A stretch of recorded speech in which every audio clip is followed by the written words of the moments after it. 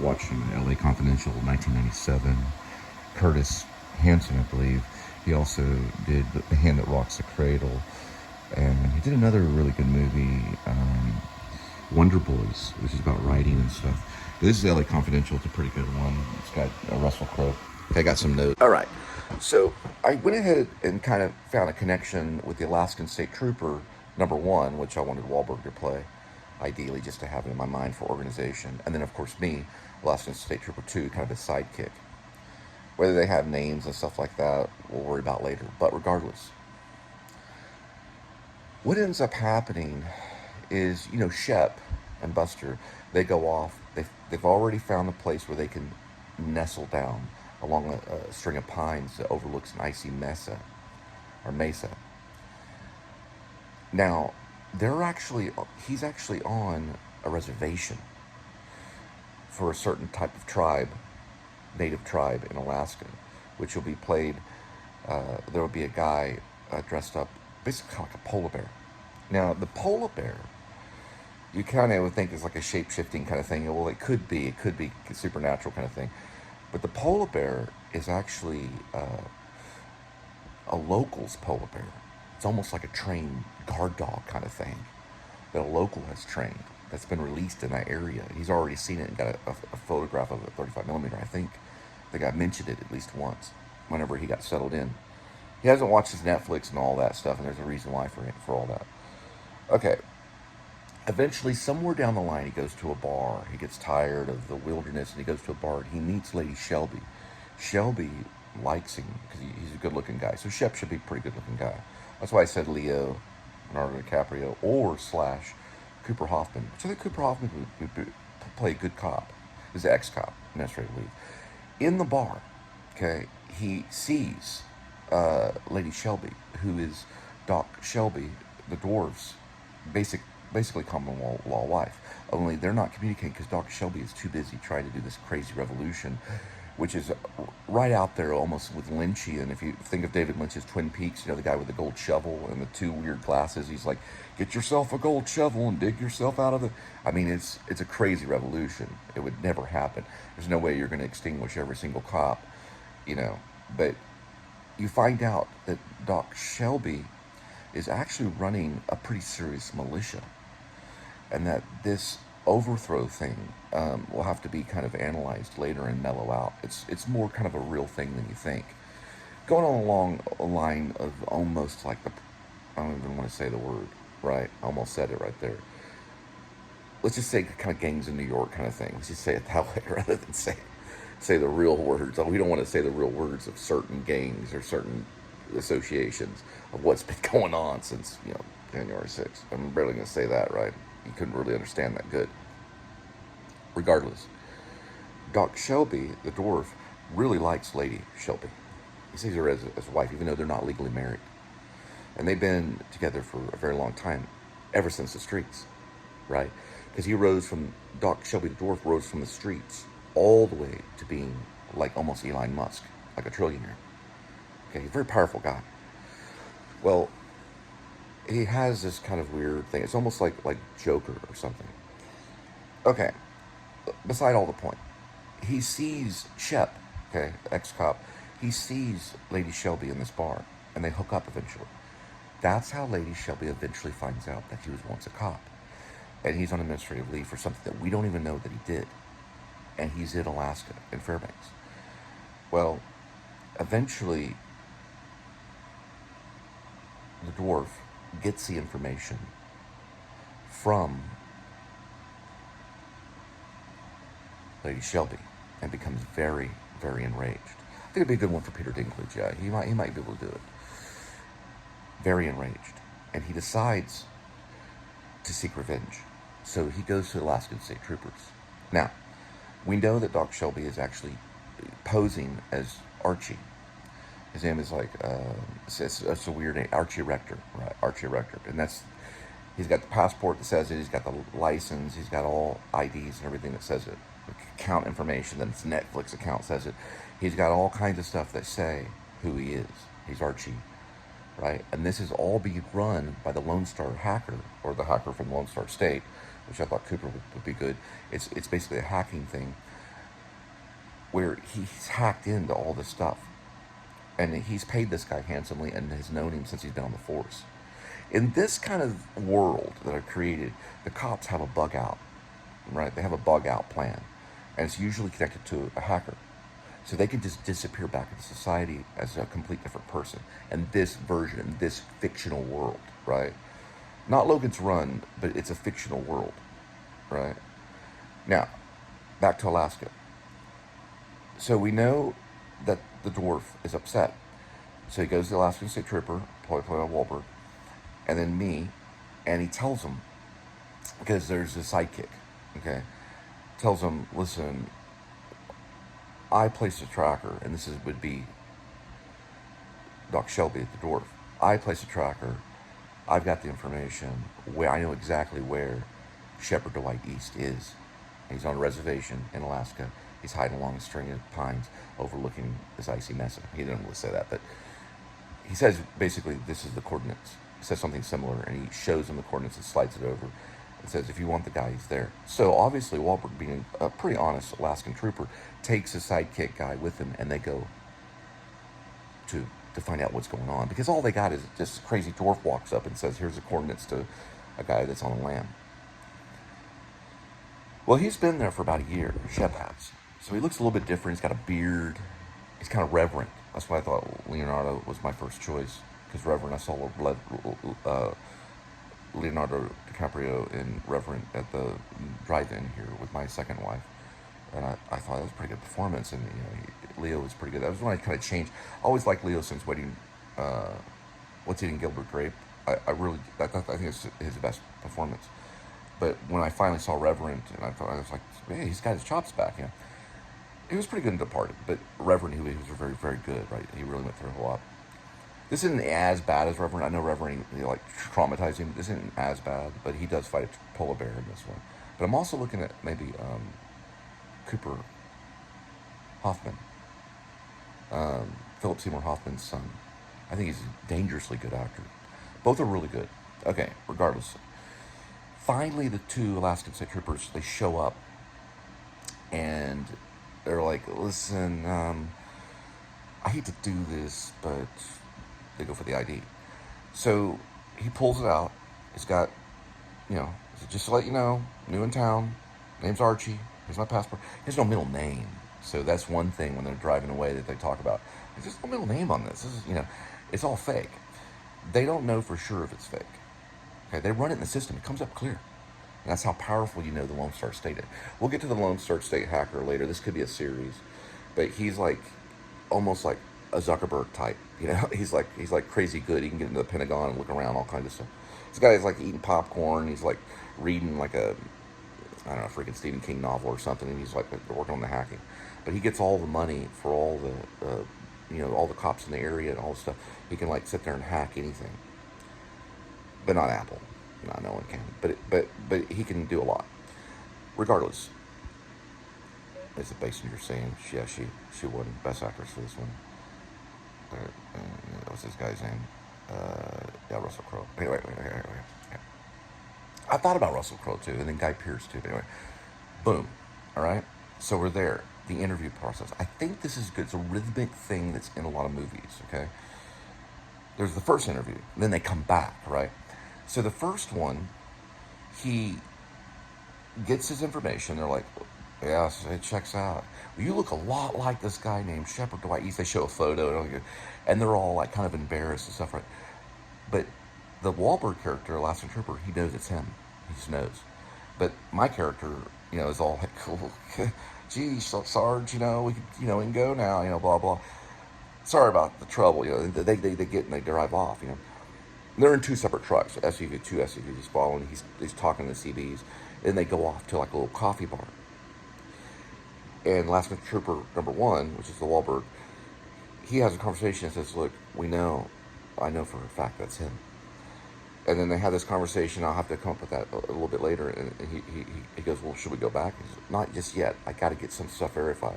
So he has to verify it like legally before they go back and really like pick him up as Shepard Dwight East, right? As the cop that's on the run. It's not real famous though. It's not a real famous thing in Alaska. It's not that big of. It's a big deal. There's people run off to Alaska, but when they finally get onto the story, they realize, well, this guy's wanted, and they in the dialogue it just doesn't talk about what he did, so you don't know. So anyway, regardless, they finally go back a second time. Other stuff happens, and then Shep, Dwight East, decides to go with the dog to find another bug out place. So they go kind of by foot around this other mountain. Okay, so the tracker is still on the interceptor because that's where the dwarf put it. They go back and he's not there, and they see the footprints, or they see the snow tracks, and they follow it. It leads on him, the dog, because they probably bring their own canine. They might bring their own canine for the scent, to get the scent. And so they finally catch up with him, and they want to do the second interview. He sees them though, Shep, because he has binoculars at 35 millimeter. He takes a couple photos of them and sees them from a distance, and that's when the cat and mouse goes into the blizzard. And then there's the blizzard sequence and all that stuff. He gets out of the blizzard sequence. He makes it back, because he has to get back to get at least some other supplies, or at least try to get the interceptor. And they probably at that time are trying to radio out, but the blizzard's so horrible they can't get a good connection to even get like to the station. They're not getting the bars, and they're not getting a way to connect because the blizzard gets so bad. This is like called the blizzard sequence. Finally, he gets back before they can, so he knows they're out there, lost in the blizzard by the mountain, and he makes it back to the actual, wagon on wheels, I call it in the story, and also the interceptor. And that can be his getaway to get to the next thing. And immediately he's looking for the tracker. He's trying to find a way of how they find him. And I think he finds it. I think he finds the tracker. And at that point he gets up, and there's the polar bear right above him. And he's, and then he gets hit, and he rolls off this way, and he's looking around. The dog comes out and bites the polar bear, and he gives him a distraction to grab the pocket knife and flip it open. Polar bear comes over, and then he just stabs the polar bear in the neck over and over. The dog's already been scratched once on the side. It's a pretty bad one. It's enough to kill Buster. At that point, he panics. He goes inside, inside the wagon, the wagon on wheels, and he calls Lady Shelby, who is actually the Judas Iscariot in this whole aspect of things. He doesn't know for sure. He hadn't figured it all out. She finally comes to get him because she still feels for him. I think Robin Wright would be good. Picks him up and then takes him to the next destination, which is basically the veterinarian clinic, and then to try to save Buster the dog. And that's where Buster dies. We have the I Am Legend sequence where, when Will Smith loses his dog, and the Will Smith character, protagonist in I Am Legend, where he loses his, it was a German Shepherd. And that dog goes down, and then there's that moment, cries. That's when she finally confesses, look, I told Doc about you, about the whole past, about you being a cop, Fort Worth, the whole thing, about administrative leave and everything. He's like, oh man, then he has to go back on his own. Now he's back on his own completely. And I think he takes the Ford Interceptor. He's pretty sure he found the trackers on it, but I think at that he's probably going to ditch it. And I thought that would be a good ending, maybe. And he goes, you see him going off up a hill or something. But we'll have to see. It's Skinny Midnight. Hey, Skinny. We haven't seen you in 2 or 3 days. You've been roughing it. Yes, you were. Look at that, Skinny Midnight. You little witch. Amy the Witch. That's your name, isn't it? That's what you are. The collar's gone. Yeah, she can transform back into a human-sized witch without the collar. But anyway, you ready, Skinny Midnight? Come on.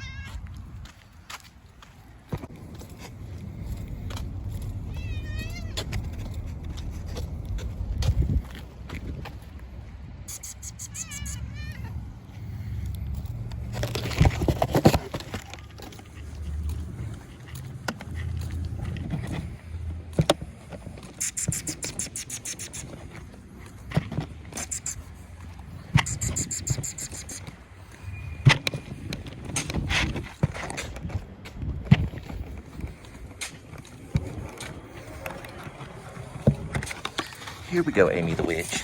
Known as Skinny Midnight, or Midnight Kitty. Yes, it is. You little witch.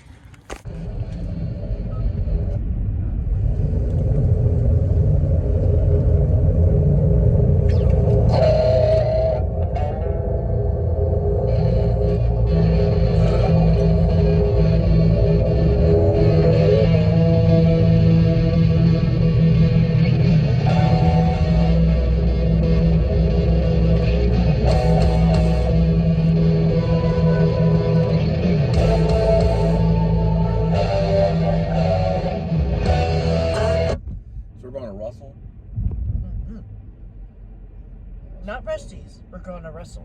Russell's for the worm medicine. You're talking about tapeworm, right? So funny. Nothing. You're talking about tapeworm, though. Yeah, tapeworm. So how long have you had it?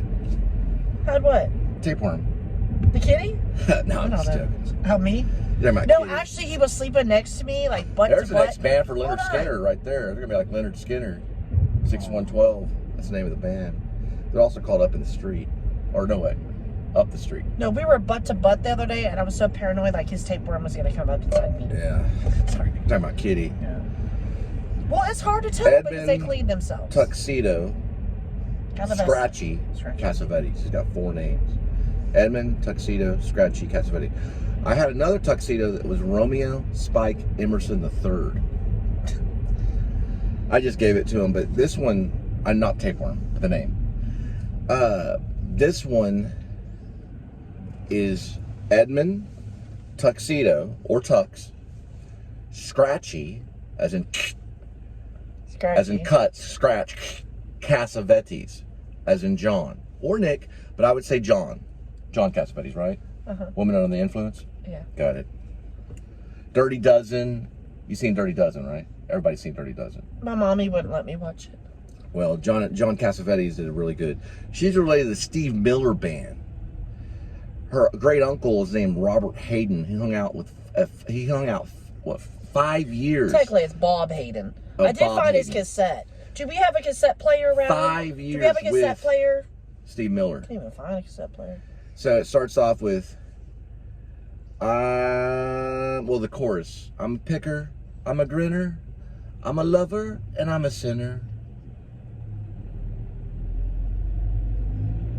Don't forget I play about my the river. music in the sun.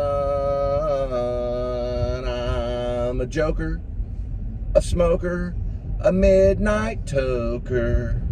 I get my loving on the run. Ooh, ooh, ooh. Shh, you're ruining it.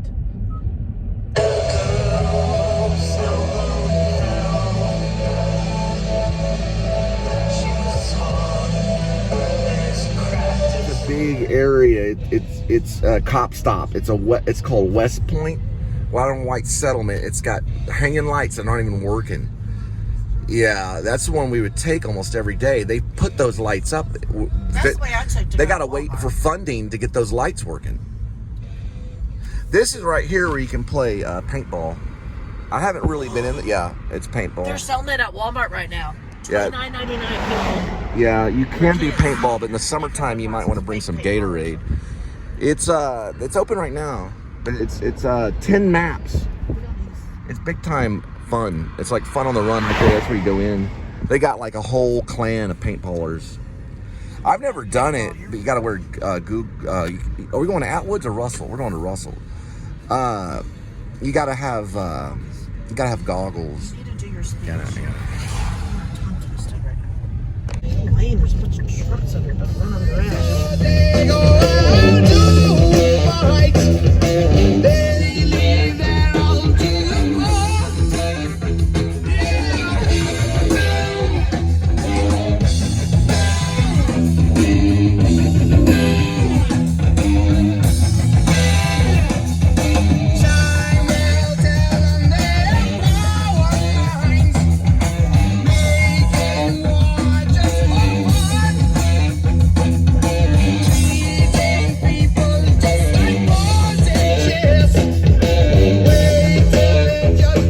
Russell feed. Kitty scratched me right there. Look at that. Scratched me last night when I was trying to pet him. He just went and he scratched me. Russell Feed and Supply.